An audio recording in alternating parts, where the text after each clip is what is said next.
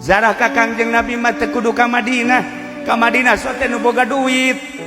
Cara Haji Mamin, cara PWH, cara Kapolres, jeung para nu sejena nu baroga duit.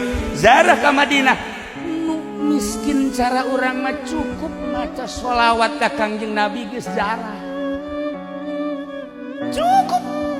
Kangjeng Nabi nyaritakeun asal kaula di salaman, assalamualaikum ya Rasulullah.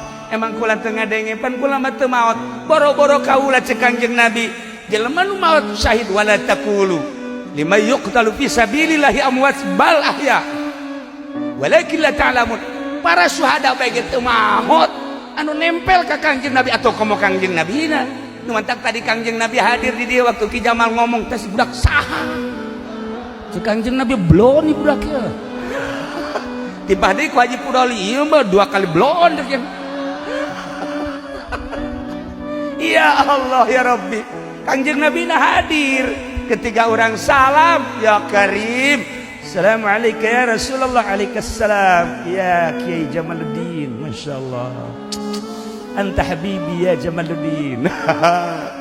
Tuh, kasih mana dia aja Kangjeng Nabi. Banten dah.